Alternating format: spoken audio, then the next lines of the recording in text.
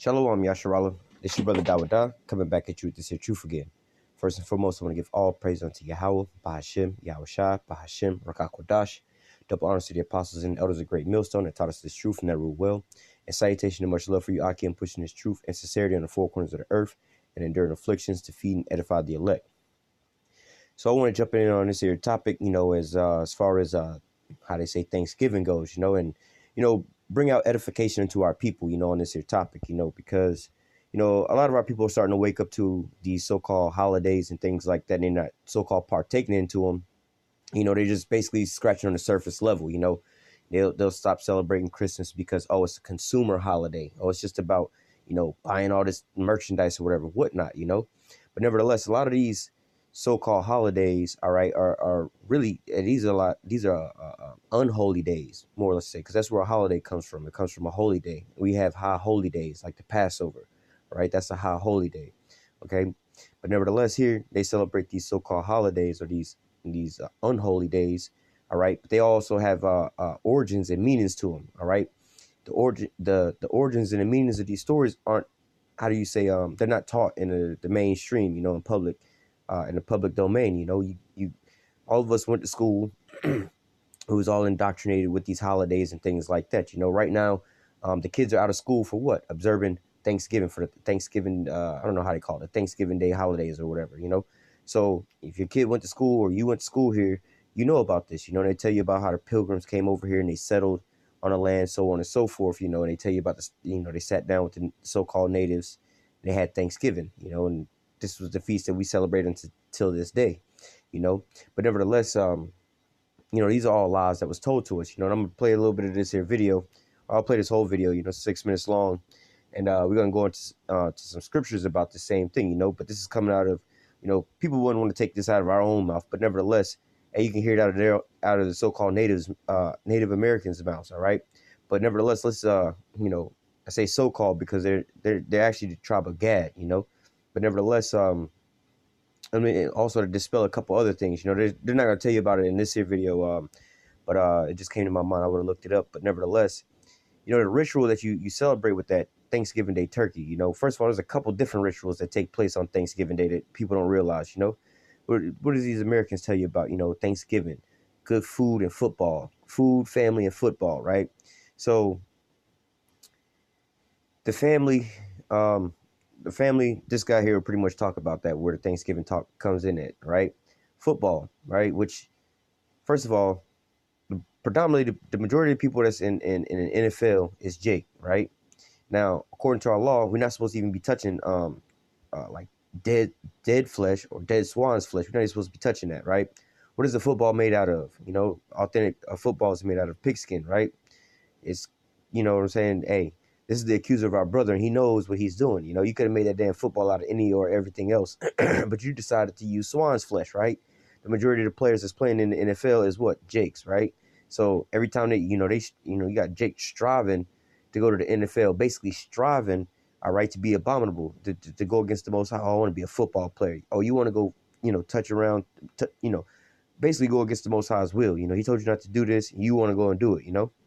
It's like let's just say hypothetically, your parents say you shouldn't be touching guns. I don't want you to mess around with guns, and you want to go in high school, get on the rifle team or some shit like that. Go into the military or something like that. Go collect guns. Like when you going against what your parents say, don't touch guns. You want to go to the far extreme, But nevertheless, the dealing with the food, the ritual that you do, right? You ever wonder why, the meal that you eat is a turkey, right? Now you go back to you see a lot of these depictions of the Native Americans. Let me see if it's nothing down here.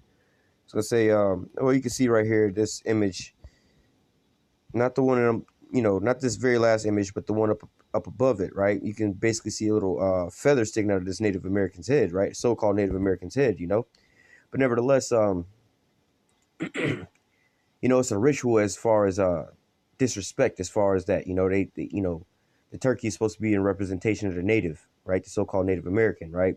Now you can go and buy turkey damn near any day out of the whole year, right? But around this time of the year, you can go buy the turkey and they have what they call, I forgot what they call it, the giblets or some shit like that, but it's like the guts are inside the turkey, right? However, the guts have been removed out of the turkey, but placed back in the turkey. And like, I believe in a little sack, right? So I mean, the people who had the turkey beforehand when they processing it, they had already taken it out. They could have just thrown it away at that point. But they place it back on the inside, right? And what do you do when you get home with it? You remove it again, right? So this is a ritual of you what? First of all, you're going to be eating this here turkey, which is a representation of the native, right? So-called native. You're eating of him, taking his resources and things like that, right? Giving thanks for all that, right? Then you have to reach inside that there turkey and remove its guts, right? Like you're killing the native. You're removing the guts up out of there. Then you're going to do what? Restuff it with your own stuffings and things like that, right? Part of the stuffing, you have the, what do they call that stuff? Or I guess it's called stuffing, right? The stuffing, and then you have the shit that you eat with it, cranberry sauce, right? Representation of the blood, right? So you basically taking this damn turkey, taking the guts out, which the guts had already been removed, but placed back inside of it. You're removing the so-called Native American guts, and you restuffing them, and then you're gonna wind up eating it, right? You bake it, and you wind up eating it, right? Just like how back in the old days, we'll get into how they used to go in there and burn them out of the villages and things like that, But nevertheless, this is going into the meaning of the food. You can find a video on that as well too, a couple videos on that as well too. They go all into the different food and what it all represents, why they have the certain meal that you eat today, a representation for Thanksgiving. Why don't you eat spaghetti and meatballs or some shit like that? Why did it have to be a turkey? Why did it have to be stuffing and things like this? Why is it that this is the meal that you eat, not that? When they even go back and tell you about the first Thanksgiving Day meal, it had nothing to do with turkey per se. They was eating like eel and shit like that. They was eating other stuff. They didn't even eat the stuff that we eat today, But nevertheless, I'm gonna let this here video play, and he's gonna cover the other section. Like I said, let me touch back on football, right? Now, what is one of the main teams that play? They have a ritual with this, the Cowboys and the Indians, right? Which is, Esau is portraying himself to be the Cowboys versus the so-called Native American Indians, right? Cowboys and what is it? And what is the damn? But nevertheless, they play in the Cowboys and Indians, more or less to say, and you basically have Esau overcoming over Jake, But nevertheless, you have you have all these different scenarios. Hey, even in football, you got the Redskins, and they portray that as the natives, when in reality the real Redskins are the Edomites, right? But nevertheless, not to go too far off into all that. But nevertheless, they have this situation going on. But nevertheless, we're gonna play this here video, let him explain about this some of this here history, all right?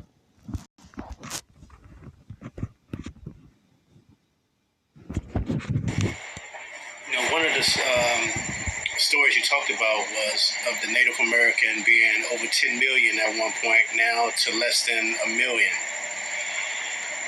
When the European invader came here in the late 1490s, there were 112 million of us in this Republic of the United States. It's not a country, it's a republic. And in less than 500 years, through genocidal practices, through the introduction of diseases that we had no immunity to, and other evil things that he put, arrogance, greed, our numbers went from 112 million to less than 1 million by 1930. How do you... I'm not going to keep jumping in too much, but nevertheless, hey, for people who don't think that, the Northern Kingdom is the Northern Kingdom, all right, the Kingdom of Israel is the Kingdom of Israel, why are these people under the curses as well too, man? All right? And they genocided them all the way the fuck down, Then they talk about 100 million of them, right? But in actuality, it was way more than that, because they only really talking about like the tribe of Gad, right? But now if you go into how you were saying, like how they think today, not modern days today, but using the terms natives and Indians and things like this, right? You really have the whole Northern Kingdom was over here, right? So you have like like you go into it, they have more than just the so-called North American Indians over here, right? You also had like the Taino Indians, which pretty much goes into like Ephraim and all of them, But and they was genocided down. I believe they was genocided down to like the number of 500. It was only like 500 of them left. All right. And then, with their names, they was a fruitful bowl. They repopulated back to where they are today. But nevertheless, you had, you also you also had like Issachar out here as well too, And these numbers aren't accounted in this here 100 million that they're talking about. All right. This is just basically talking about just the North American Indians. All right. Hey, hell, they're not even talking about the Gadites, right? Because Gad is a, or not Gad, Salakia, the Reubenites. The Reubenites are the Seminole Indians, all right? So-called Seminole Indians, all right? But nevertheless, and there was something a little different that happened to them versus, the so-called North American Indians, all right? Because, hey, Reuben wasn't really conquered like that. They didn't really win the war against them. They was like the ones that pretty much they was pretty much beat down, but they wasn't, they didn't want up losing everything like how Gad did, And in reality, you can find a whole lot bigger populations of these Reubenites or so-called Seminole Indians than you can so-called Native American Indians, right?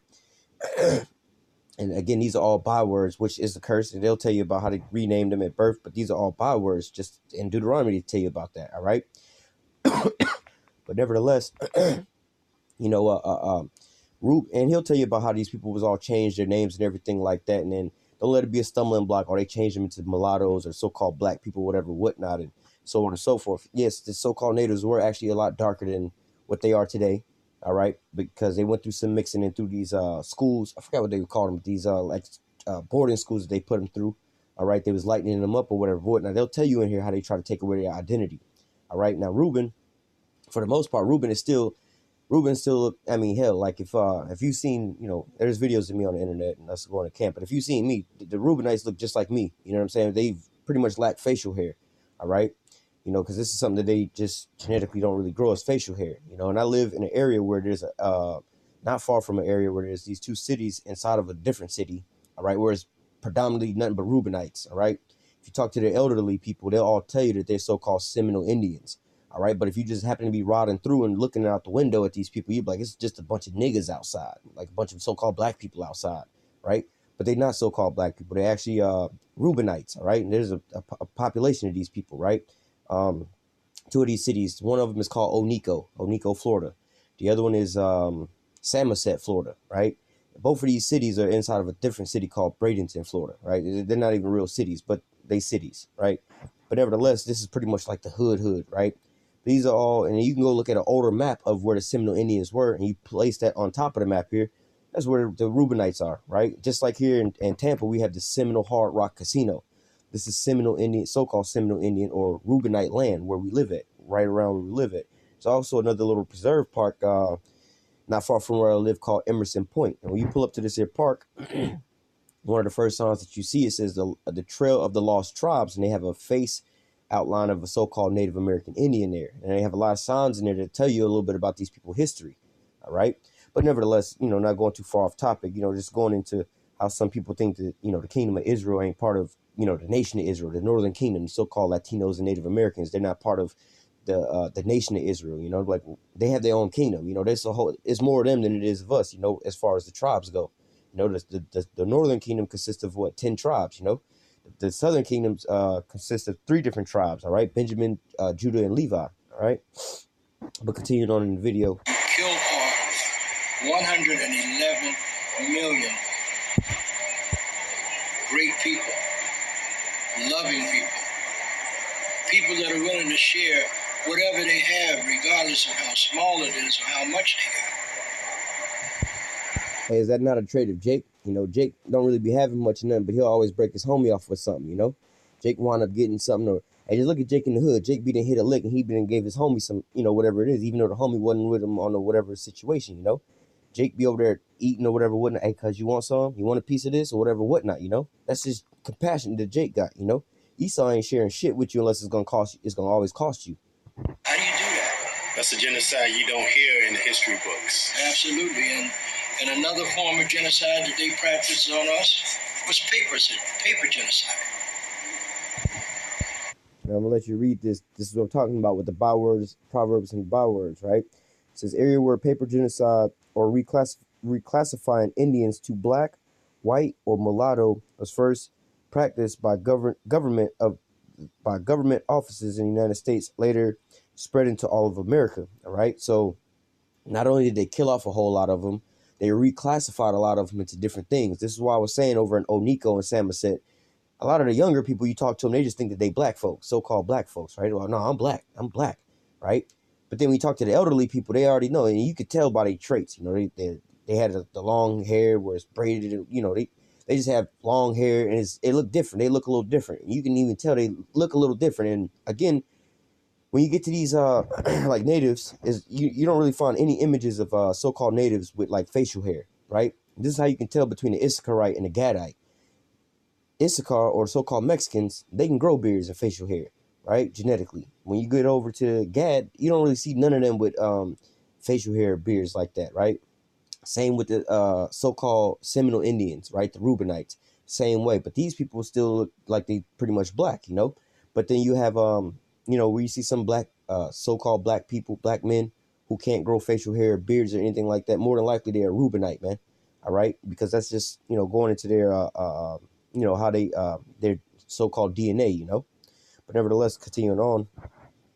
Hey, and this is also why you hear of a lot of people, so-called black people around in the South, the southern states, you know, Georgia, Alabama, Tennessee, and things like that, the Carolinas.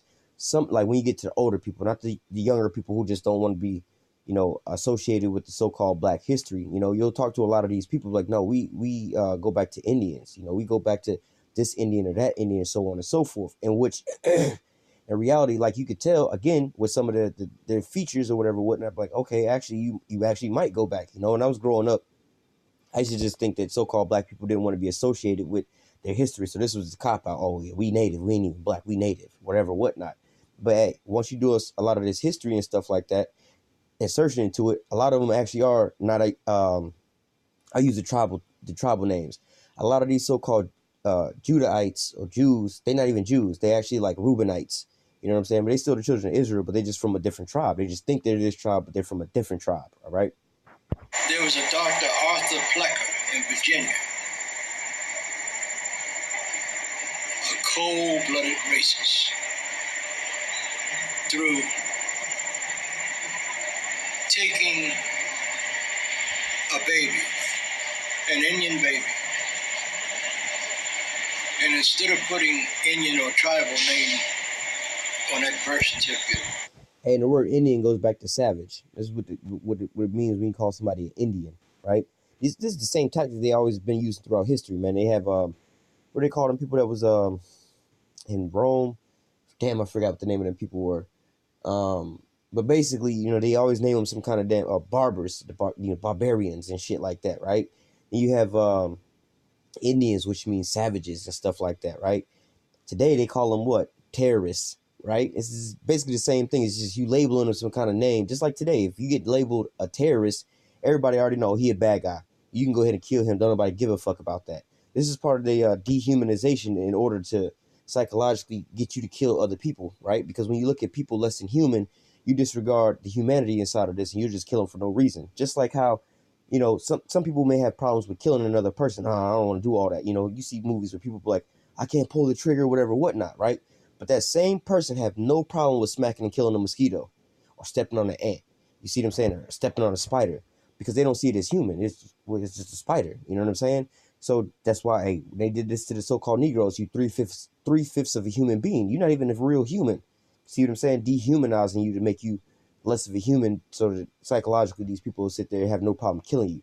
So we call Indians savages, just like they called us savages. Oh, you was just some savages in Africa, and we had to civilize, you know, civilize your ass, you know, which was all a lie. Because before we even came over here, right, the natives was over here, so-called natives, right? They wound up having to civilize the damn Edomites, because the Edomites came over here and couldn't survive the first fucking winter or farm or none of that. They had to show them how to be civilized over here, right? But then they're going to call it the natives, so-called native savages, by calling them Indians, right? They had different names before they called them Indians, which I'll go into that in a different lesson, but nevertheless. He would put mulatto or other. So many people walking around, even today as we speak, 2017, don't know who they are. Because at birth, their identity was destroyed. So what he's explaining is that thou shalt discontinue from thy heritage, as part of one of the curses that the children of Israel would be under. All right. How can the Chinese people know their history all the way back to from the beginning of time, man? They got what, the Moabite stone over there. They know who the fuck they are, right? The Arabs know who they are. You can ask them who they are. Oh, we Ishmael. We Ishmael. They know who they are, right? The Africans know who they are. Their history go way back. You know what I'm saying? They go back to before so-called transatlantic slave trade. That's why they apologizing now. You know what I'm saying about the whole situation, what they did. They know their history and the things that they did. All right. The only people who don't know their history from way back then, at that point in time, is us. Because why? Hell, even the so-called white man know his history. You learn about Alexander the Greek, right? That's their history that which predates them even coming over here to the Americas, right? And so when they came over to the Americas, right, the so-called natives lost their identity and their heritage because before then they knew who they were, right? The which is crazy that the largest amount of biblical artifacts, right?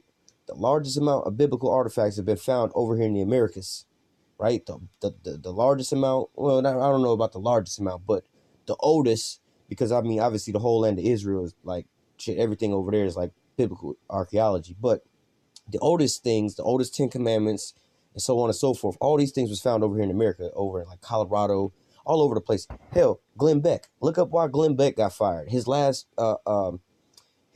like episode on like, I believe it was Fox he was on before he went to his new network he got now. But before that, when he was on the actual news, all right, he found this little stone and it was Hebrew writing, so on and so forth. And he naturally was just, perplexed about it. Like, what the hell is this? What's going on here? But nobody tapped him in and showed him the memo. All right. So going back into us discontinuing from our heritage. All right. Psalms 83, that the name of Israel should be no more in remembrance. All right. Which I'll go into another video about how Columbus came over here with Louis de Torres. Basically, he was a Jew, right? A real so-called Negro, basically. All right. During the time of the expulsion of the so-called Jews in Spain, when we go back to being the Moors in Spain. All right. Back at that point in time, we spoke Hebrew still. And he brought, one of us over to the Americas to translate and to speak to the Native Americans over here that he knew would be speaking Hebrew because he knew who he was coming over here to find, right? He also used basically this book of Second Esdras to find him, all right? Which I'll grab that in a whole other lesson. But nevertheless, continuing on.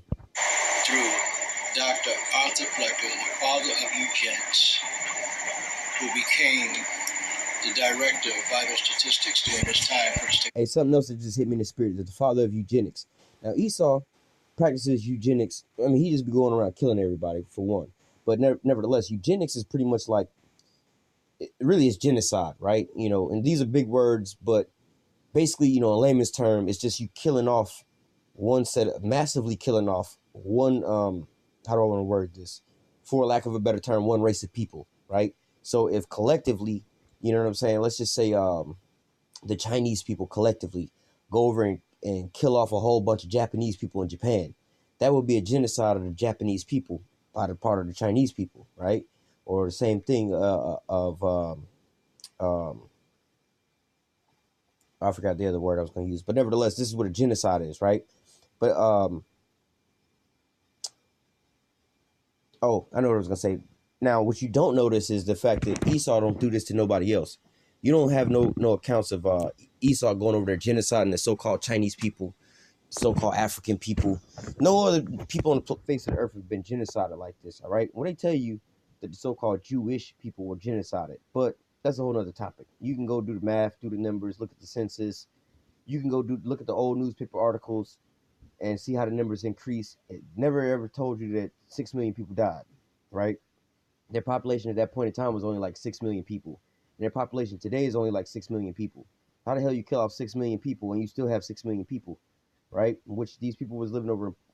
We're not going to get into all that. But nevertheless, you know what I'm saying? This has never happened to nobody else but the so-called Negroes, Latinos, and Native Americans, where they've been trying to kill us off massively like that, right?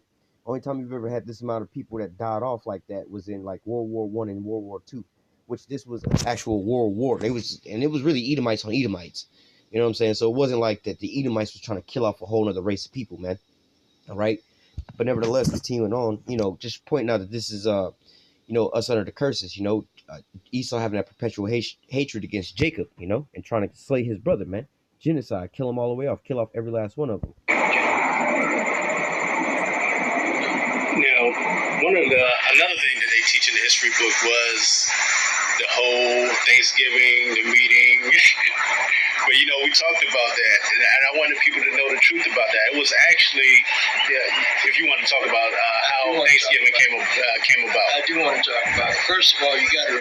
They're not gonna include one of them, but nevertheless, there was more than I think 300 different Thanksgiving Day feast. There was like a Thanksgiving Day for every damn day of the year because they was going around killing off all the damn natives, right? Tribe by tribe by tribe, and they would celebrate. And I believe there was one of them that they had. I think it was I think his name was Geronimo, where they wound up beheading homeboy and putting his head on the stake. And they was like, "Yo, this is like a statue for us." I think they left that shit up there for like some years, like some years, before they finally took it down. And eventually, I think they'll somewhat touch on this how they went from having like 365 damn Thanksgiving days, you know what I'm saying, to just consolidating them into one day. All right. Like I said, they're not gonna really go too much into it, but then they'll somewhat tell you how they just made it one different day. But you can do this. Remember, my dear brother, that's history, his story. It's not our story. When they proclaimed Thanksgiving, it was in Mystic, Connecticut. A tribe of Indian people, the Pequots, that were thriving and surviving. But shortly after, we taught these white people how to farm and how to take care of the land and raise food. First of all, you see what he's saying? They taught them how to do this. How the fuck you gonna come over here and try to civilize some savages when these so-called savages is civilizing your ass and how to survive on this here land? If it wasn't for them, you would have just died off. All right, hey, if they would have hearkened to the scriptures, never trust thine enemy. All right, this wouldn't happen. But this is the same thing that's happening today, man. You trusting your enemy and being around these Edomites and stuff like this, and then all of a sudden they take all that you have and leave you out there destitute. Then you be looking all sad faced like, what the fuck happened? Hey, man, never trust thine enemy. All right. They got beside themselves. A few years after they started prospering, they decided that they were going to take their women and their children out to a big field and have a cookout celebration.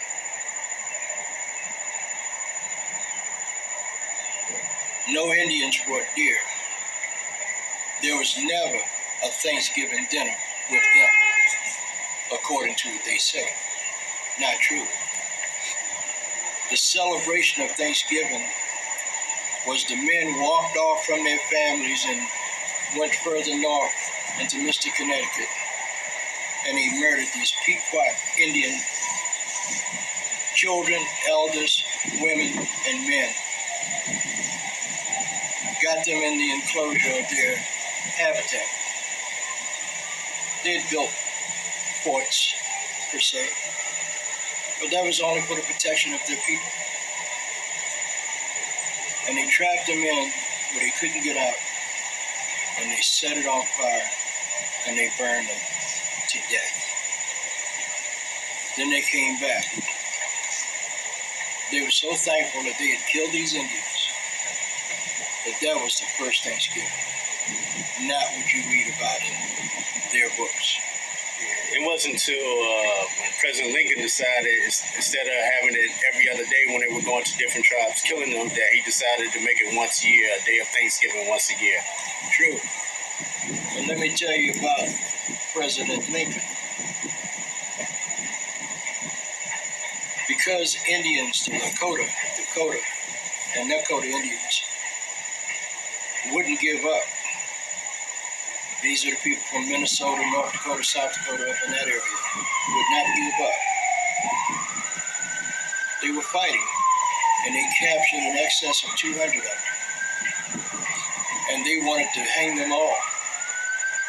But Lincoln intervened because of politics, should I say politics. And he said, no, I don't want you to hang them all. Pick 38 of them. And that's how they came up with the Mankato 38. That was the largest mass hanging ever in this country, this republic.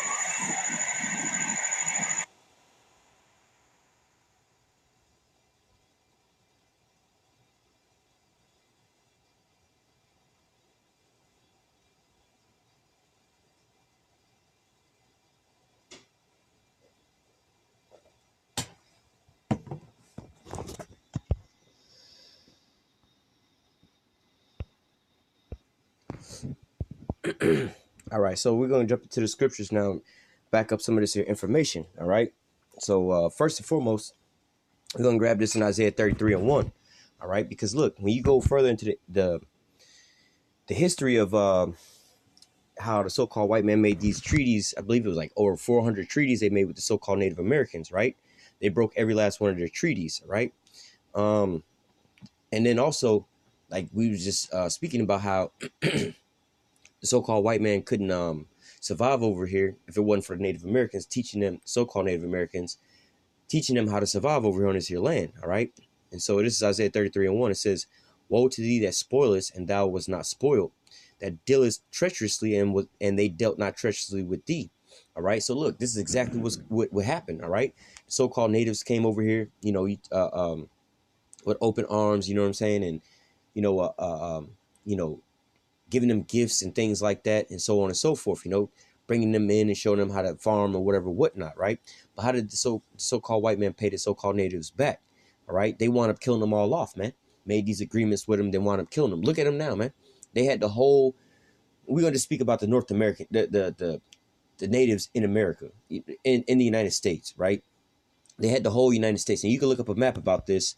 I want to say you could probably look up 100 nations or the Native American map of America, right? And you'll see that it was basically 100 different nations inside of what you call the United States, right?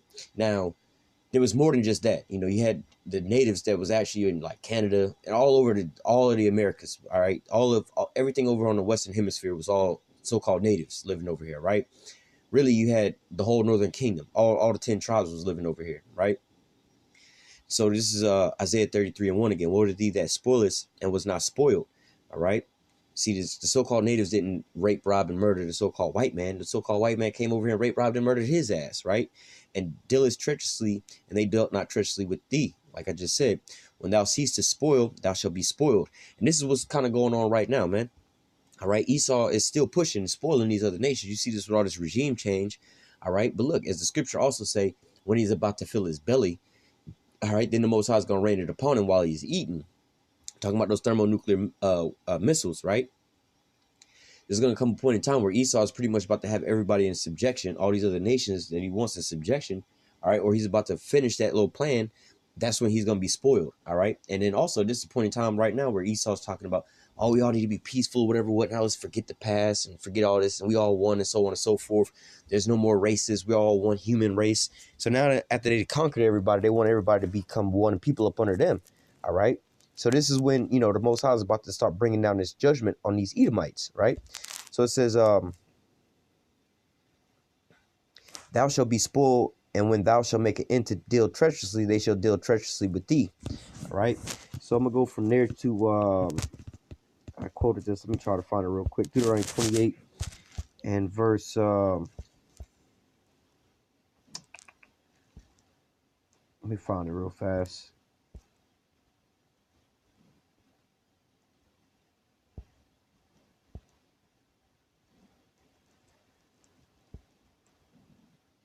I mean, hell, you can read any of this, and it still applies to them. Like verse 30, Deuteronomy 28 and 30. Thou shalt betroth the wife, and another man shall lie with her.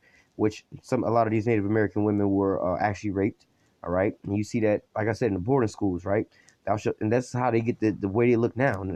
Nowadays, like I said, there's some arguments about, oh, all the natives were so-called dark-skinned people. Yeah, they were actually all, like the majority of them were all dark-skinned people, all right? We all go back to being dark-skinned people, right? But what?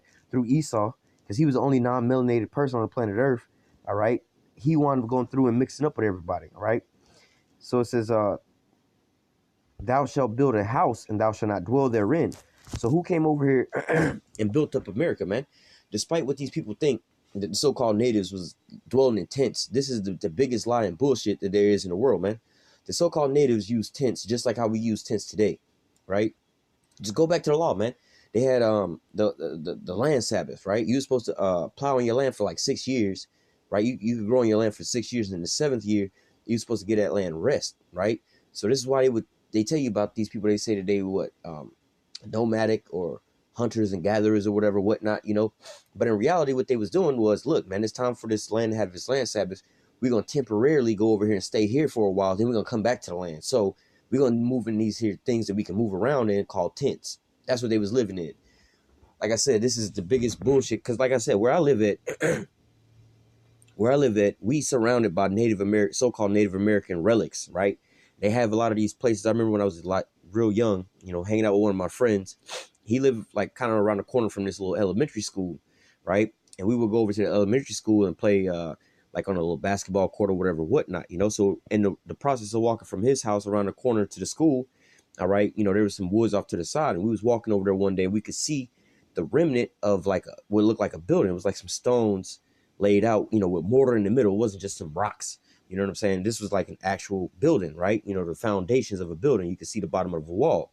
Fast forward into time, right now to this same very day, all the trees have been cut out around this here area, all right? And they fenced in this little building, what used to be the remnant of a building, and they have a sign up there telling you that this is what it was. There's a park called Emerson Park, man. They have, give me a second. All right, I had to find it took me a while to find this particular sign.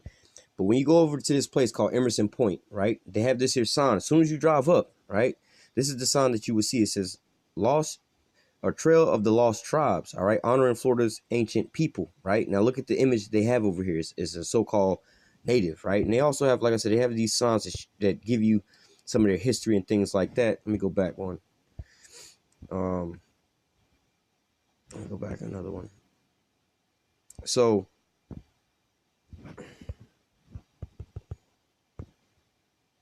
now this is what it looks like out there, right? A lot of area and land and things like that, right? Whole little island, right? Now, they also have, this is part of this building over here when you walk down this here trail. Let me see if I can find some of these stones.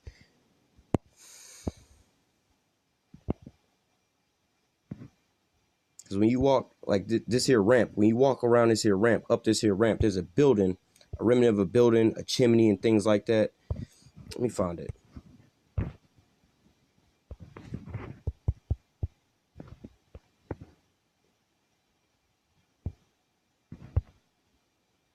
It's like right over here in this little grassy area. Nevertheless, if I can't find it, Salakia, I might have to just go out there, try to take some pictures. But nevertheless, there is actually foundations of a building out here, man. A couple buildings, and you see like steps, you see a chimney and things like that, man. All right. Yeah, I can't find any of these things now. But nevertheless, like I said, if you actually go out here and walk, right, there's this ramp that goes up here. You go up this here ramp, and on the left, I believe it's on the left-hand side of this here ramp, you'll see the remnant of this here building. All right, there's a couple buildings out here. But nevertheless, we're going to get back into the scriptures, all right? But like I said, man, where I live at around here, there's a lot of this here ancient history, right? But guess where the so-called Native Americans live at now?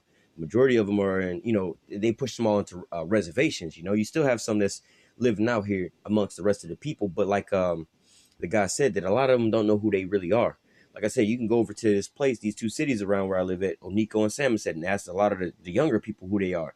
Oh, we black folks. But you ask their grandparents who they are, they're like, no, we actually Seminole Indians, They don't quite know who they are, But then also they living in the so-called hoods in the basically the hoods of the area. They don't live in the nice expensive spots. They was moved out of all these spots, man.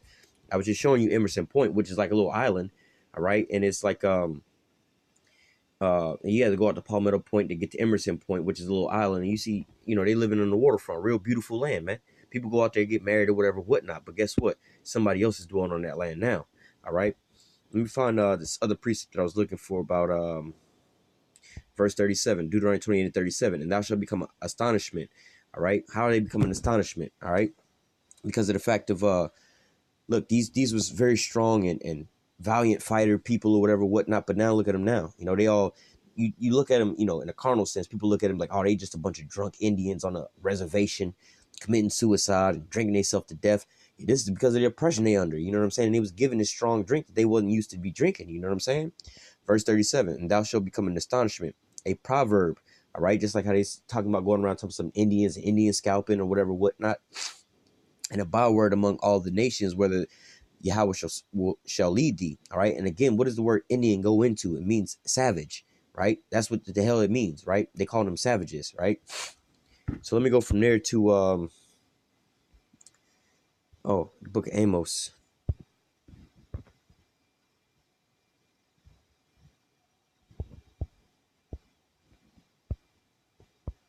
Speaking on this Thanksgiving, right? This is Amos chapter 5 and verse 21, right? Because a lot of you are going to be sitting down having Thanksgiving dinner, you know what I'm saying, with your family, whatever, whatnot, you know what I mean? And again, you know, I'm speaking first and foremost to the people that's, you know, newly coming into this, the babies or whatever, whatnot, you know, because the men of the Lord has been in this thing for a while, you know, we've already been through this or whatever, whatnot, you know, we understand things going on or whatever, whatnot, you know, this is not a stumbling block into us no more, you know, but nevertheless, you know, and again, let's just say hypothetically, you know what I'm saying, you freshly coming into this here truth, right, and you live with your parents or whatever, whatnot, and they have a Thanksgiving Day dinner, so what are you supposed to do then? Fuck you, mom, fuck you, dad, fuck Thanksgiving, I'm out.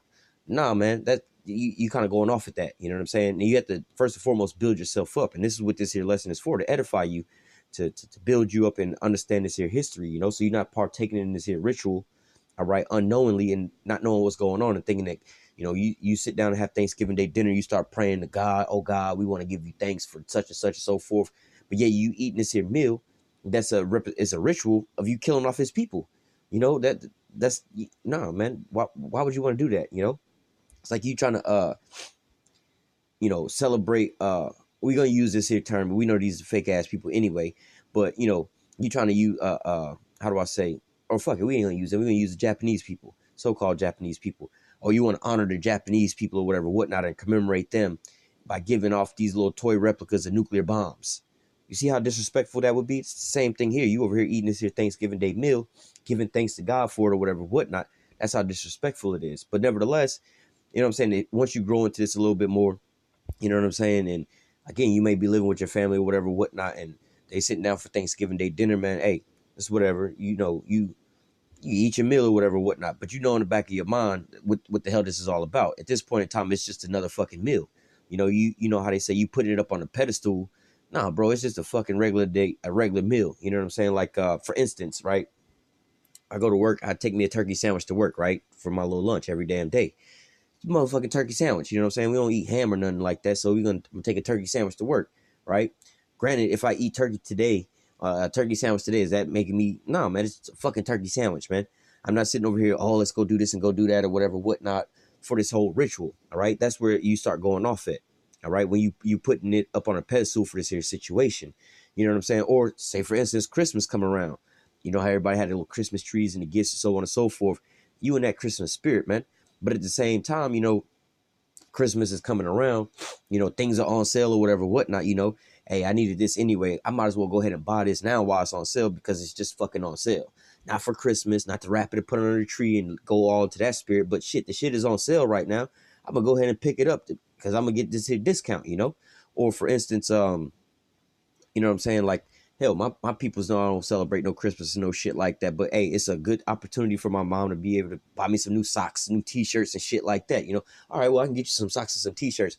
Cool, no problem. But just don't be expecting me to get you nothing. You already know how I get down. I don't celebrate. They already know. They already know he don't celebrate this, but so on and so forth, you know. Same with this Thanksgiving Day, you know. I know friends of the world and family or whatever, whatnot, they're like, nah, he don't deal with none of that Thanksgiving Day shit. But we'll send him a plate so that because we know he gonna pretty much be by himself today and he probably ain't gonna have none. We'll send him a plate. I appreciate the food cause I was hungry and there's some food. I'm gonna fucking eat it. You know what I'm saying? But I'm not finna be sitting here. Let me just read the scripture. All right, this is Amos 5 and 21. I despise your feast days and will not smell your solemn assemblies. Right? So you trying to have a so-called feast day, giving thanks unto the Lord.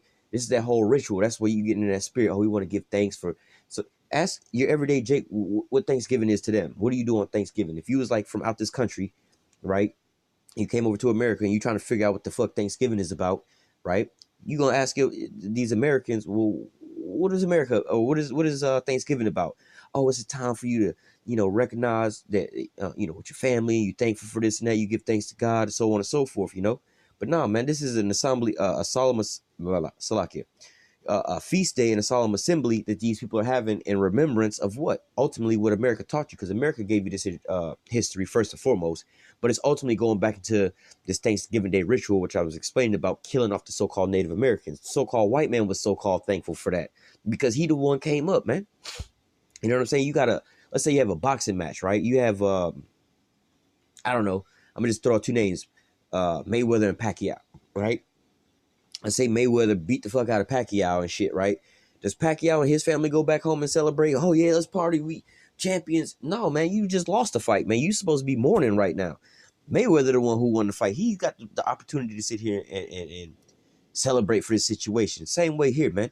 All right, the so-called white man came over here and slaughtered the so-called natives. All right, and then they was thankful for their victory, man. That's what it was. But for our people, man, this is a time of mourning. This is the time that we was getting our shit kicked in, man. Again, the Americans versus the Japanese people. The Americans celebrated after dropping a nuclear bomb, but the Japanese people was in mourning. They don't sit there and remember that day as a day of celebration. Oh, let's celebrate the day we got bombed from here to hell. You know, they don't celebrate no shit like that, and you shouldn't either, man. All right, Amos 5:1 again. It says, well, shit, I'll read 21 through 23. It says, I despise your feast days and will not smell your solemn assemblies. So as you sitting over there praying to God, giving thanks, this long ass prayer with everybody around the table, giving thanks to God in the name of Jesus for your goddamn turkey. You don't know how abominable this is, man. First of all, you calling on the wrong names, all right, in the name of Jesus, calling on the wrong names, giving thanks to the Most High for what? For these Edomites killing off your people, man.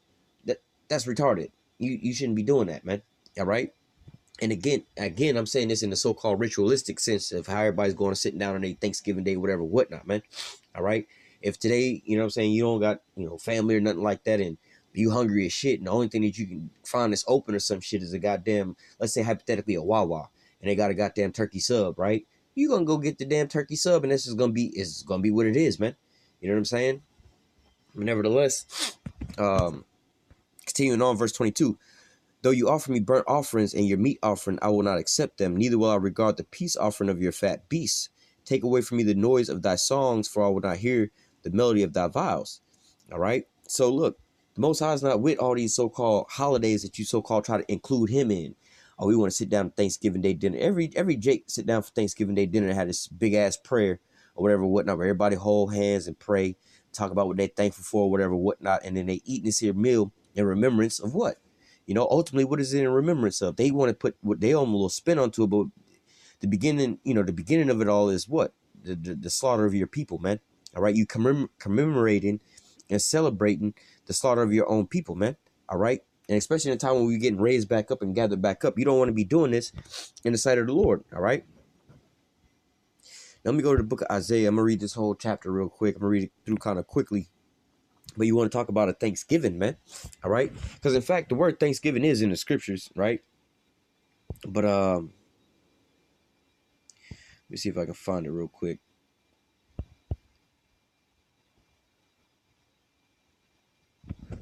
Which is going into basically what the word breaks down to. All right.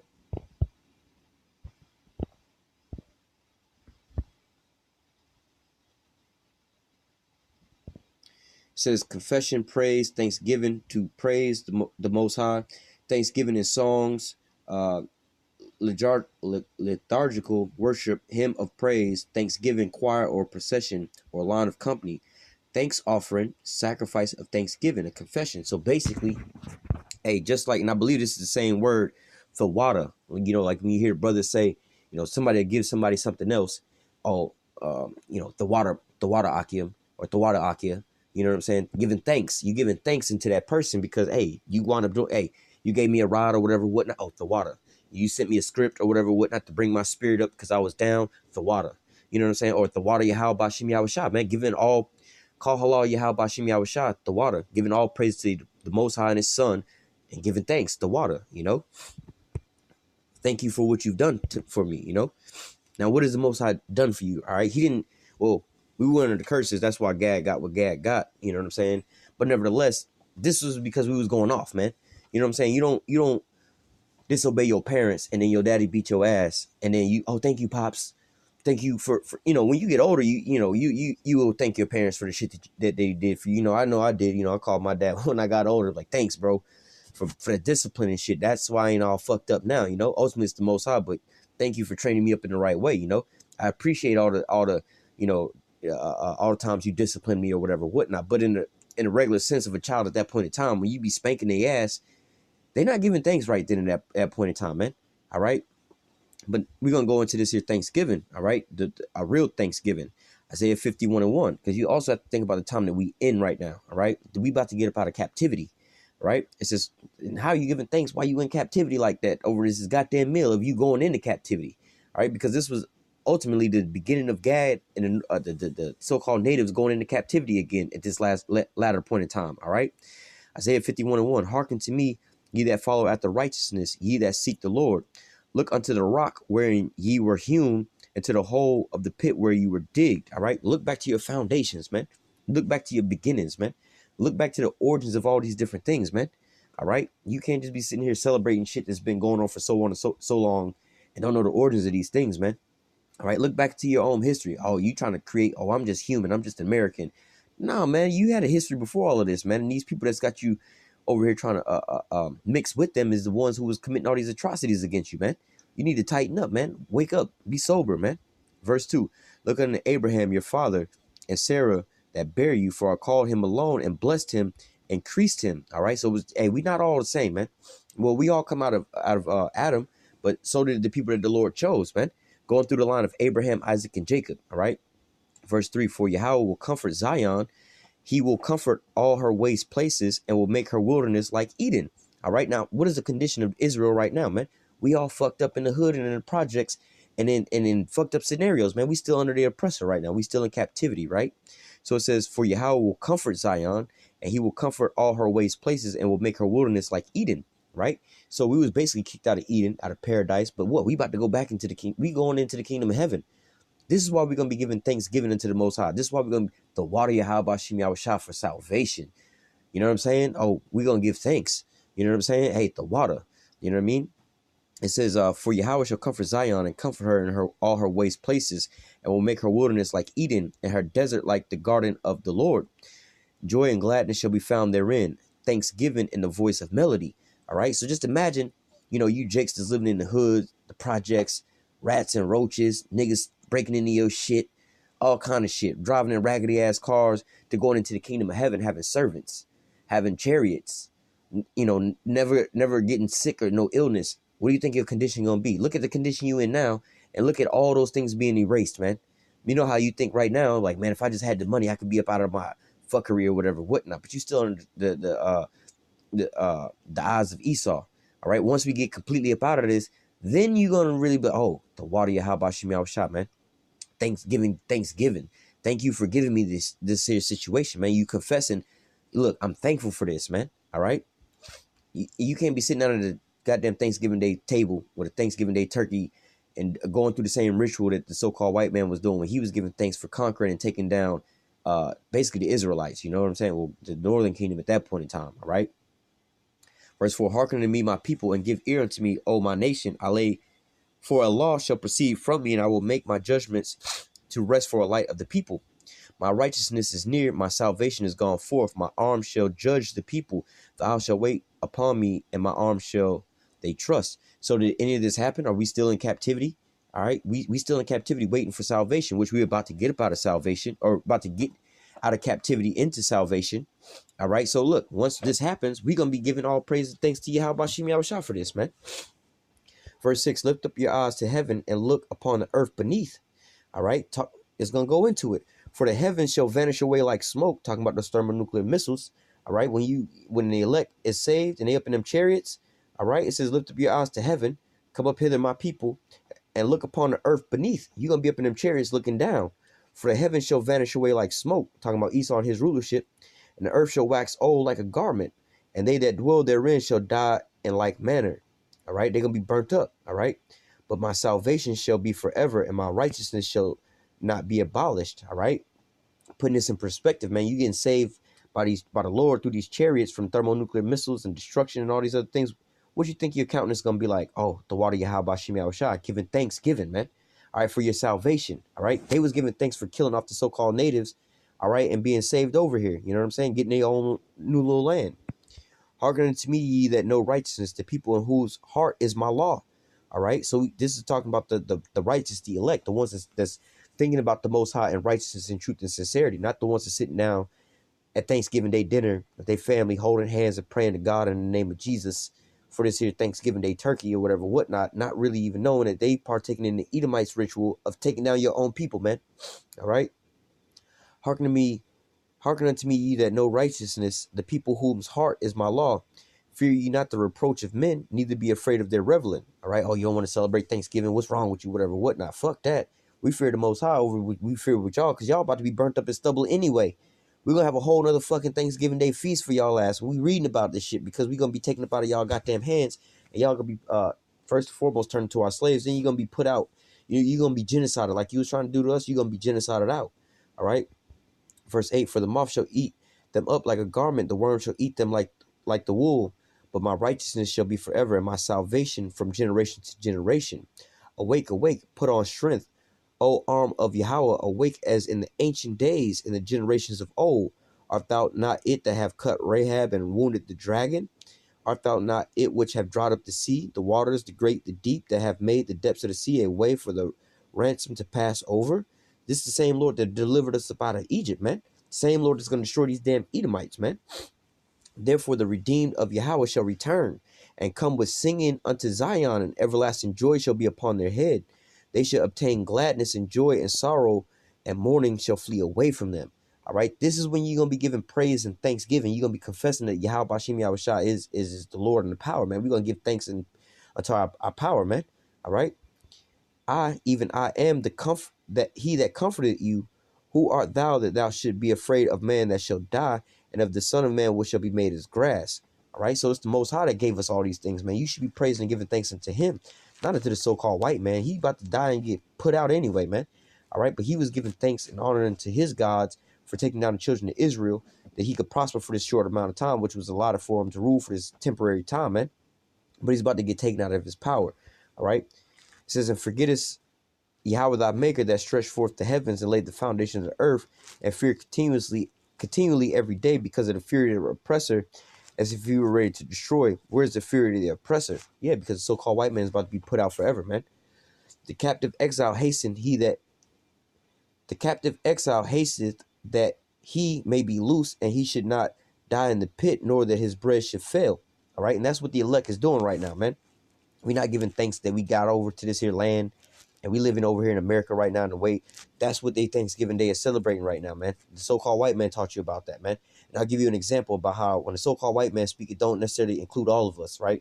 Like how they say they believe in the Second Amendment right, the right to bear arms. But under no circumstance can Jake really bear arms, whether he got it legally and got no kind of criminal background. He's got his concealed weapons permit. We seen a case like that where an old boy got shot in the car for that, man. He told the police, look, man, I got my concealed weapons license, and I also got a concealed weapon inside the car.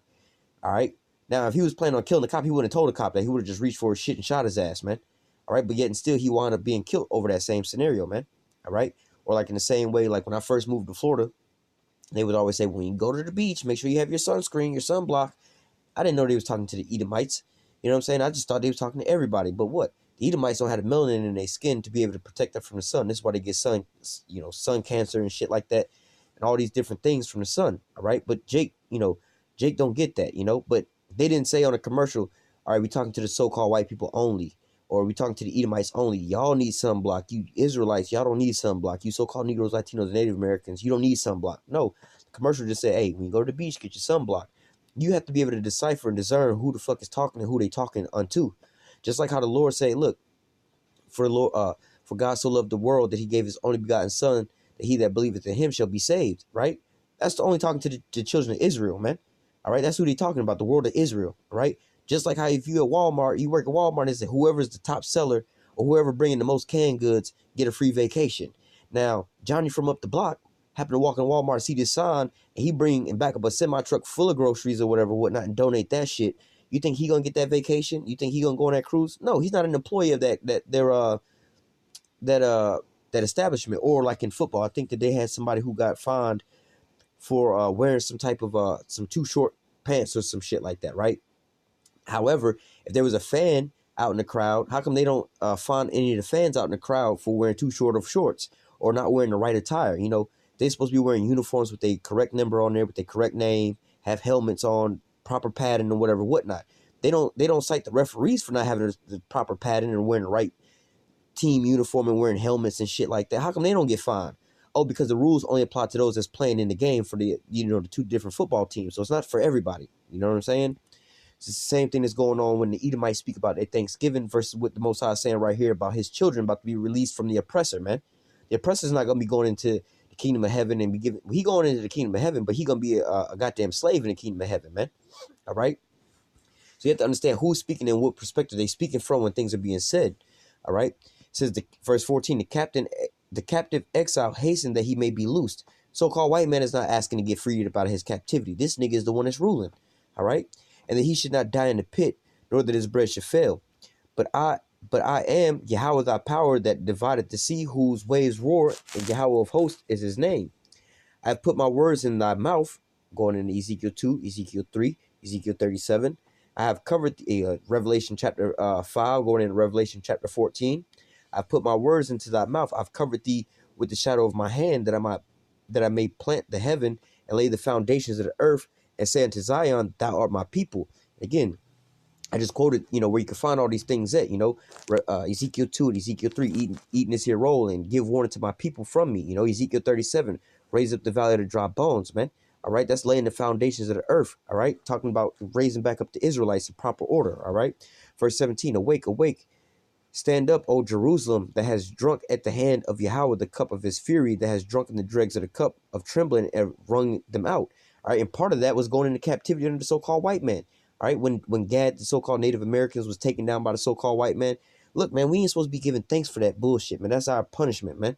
All right, you don't get not to say wrongfully convicted. You don't get convicted of a crime and go give thanks to the judge and the jury for giving your ass goddamn 35, 40 years in prison, man. Hell no, you'd be like, man, you either be like, fuck the judge, fuck the jury, fuck the DA and all of that. Or you just be like, you know what, I was on some bullshit, I did do this, all right, I'm gonna just go do my time, man. All right, but at no point in time do you give thanks to them people for putting your ass in the jail, man. All right, verse 18, there is no God among all the sons whom she hath brought forth, neither is there any that taketh her by the hand of all the sons that she hath brought up. These two things are come up upon thee. Who shall be sorry for thee? Desolation, destruction, and famine, and the sword, by whom I shall comfort thee. All right, so these are the things that happen unto us, man. Who the fuck gonna be thankful for this, man? All right, it says, hey, a lot deeper than that. Hey, the men of the Lord can be thankful for this. You know what I'm saying? Because let me grab something real quick and I'll finish that off. This is the book of Micah chapter 7 and verse 9. Right? It says, I will bear the indignation of Yahweh, all right, because I have sinned against him, all right. So like I was just saying, like when you go to court, you committed a crime, you could either be, fuck the judge, DA, and so on, the jury, and so on and so forth, right? Or you could be like, you know what, I did fuck up. I was out there doing X, Y, and Z. I did rob the bank, man. You know what? I'm gonna go ahead and take my charge, right? Micah 7 and 9 says, I will bear the indignation of Yahweh because I have sinned against him. You know what? We went off. You're right. You know what? And I'm thankful that you brought all these curses upon us instead of just casting us off completely. We still Israelites at the end of the day. We're going to be redeemed at the end of the day. We're going to come back closer to the Lord at the end of the day. We're thankful that we in this position rather than being in the position of Esau. There's no place of repentance found for him. So there's no coming back for him. At least for us. Yeah, we fucked up right now. But look, we're going to get thanks that we wasn't cut off forever, man. All right, it's just like a parent, disciplining their son or their child, man. I thank you that you put me on punishment. You beat my ass instead of kicking me out the house. You see what I'm saying? That's what, that's way worse, It says, I will bear the indignation of Yahweh because I've sinned against him until he plead my cause and execute judgment for me. He will bring me forth to the light and I shall behold his righteousness. All right. So, the righteous men, are ultimately thankful that this happened unto us versus us being cast out utterly. All right. Let me just finish this here off and we'll close this here lesson. It says, let me go back to verse 19. These two things that come upon thee, who shall be sorry for thee? Desolation and destruction and the famine and the sword, by whom shall I comfort thee? all right, through the spirit and power of Yahweh Bashem Yahushua. Ultimately, through the spirit, the Lord said, hey, I must leave for the comforter to come upon you, because through how do I say, through us being sold into captivity, there was a falling away first, the name of Israel may be no more remembrance. We didn't know what the fuck was going on at that point in time. But then now in this point in time, the Spirit of the Lord is coming upon us, like I just quoted in the different books, starting with Revelation 5, going to Revelation 14, all right, about the books being sealed, Yahushua giving this to the 144,000. Going back into Ezekiel 2, eating this here roll. Ezekiel 3, going out and warning the people. Ezekiel 37, raising up the children of Israel, all right? So this is the fact of the matter of us being comforted and brought back because we was cast off, all right? But ultimately, like I said, we wasn't like Esau, who was forever cast off, he was put to the side, Verse 20, thy sons have fainted, they lie at the head of all the streets as a wild bull in the net. They are full of fury of Yahweh, the rebuke of the Most High. Therefore now hear this, thou afflicted and drunken, but not with wine. Thus saith Yahweh power and thy power that hath pleaded the cause of his people. Behold, I've taken out of thy hand the cup of trembling, even the dregs of the cup of my fury, and thou shalt no more drink it. All right. So you have to understand that, if you know that you're an Israelite, based off of the scriptures, prophecy, going into what? Mainly the curses, right?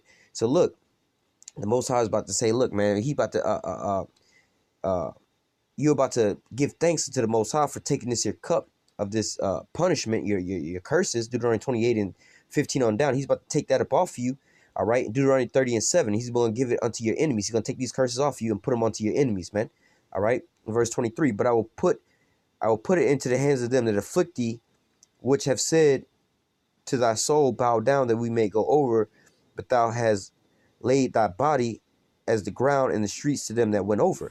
All right, so let me clear that up a little bit where it says it a little clear. Jeremiah chapter 30 and verse 7. No. Where was I at? Salakia. Not even Deuteronomy chapter 30 and verse 7. It says, and Yahweh thy power will put all these curses upon thy enemies and on them that hate thee, which persecuted thee.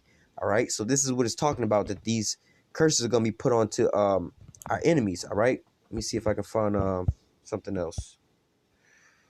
I think it's in the book of Jeremiah, though.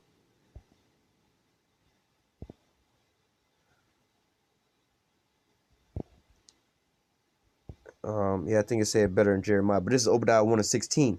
For you are drunk upon my holy mountain, so shall all the heathen drink continually. Yea, they shall drink, and they shall swallow down as though they had not been. All right, going into the cup of the Lord's trembling.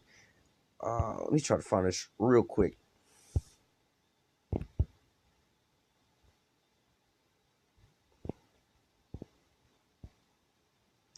Right, here it is. Jeremiah 49 and 12. For thus saith Yahweh power, behold, they whose judgment was not to drink of the cup have assuredly drunken. And that's what we just read about. We drank the cup of the Lord's fury and his judgment. All right. And it says, behold, they whose judgment was not to drink of the cup have assuredly drunken. And art thou he that shall altogether go unpunished?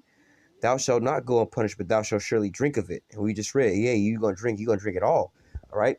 This is what we're gonna be giving thanksgiving to the Yahweh Bashem Yahushua for. All right, coming and saving us and delivering us up out of the hands of our enemies. All right, and putting these here curses upon them. All right, when we enter to the land of or into the kingdom of heaven. All right, and we have everybody in subjection. All right, that's when we're gonna be giving thanks. All right, but nevertheless, I wanted to bring this here out as far as a so-called, you got people celebrating Thanksgiving right now. All right, I wanted to go into a little bit, slightly a little bit of this here history dealing with Thanksgiving in our people, man. All right, and the ultimate Thanksgiving that we're gonna have when the Lord is gonna ultimately bring us up out of this here land, out of the land of bondage, out of America and all the other places we were scattered. He's gonna put us back into our own land. That's when we're gonna be giving that ultimate the water Yahweh Bashim Yahushua for that, man. That real Thanksgiving for delivering us up out of the hands of our enemies, man. All right, so with that, Lord willing, this here lesson was edifying into the elect. Until next time, I say, call halal Yahweh, Bahashim Yahushua, Bahashim Rakakwadash. Double honor to the apostles and elders, a great millstone that taught us this truth and that rule well. And salutation, much love for you. I can push this truth and sincerity on the four corners of the earth and enduring afflictions, defeat and edify the elect. Until next time, I say, stay strong and shalom.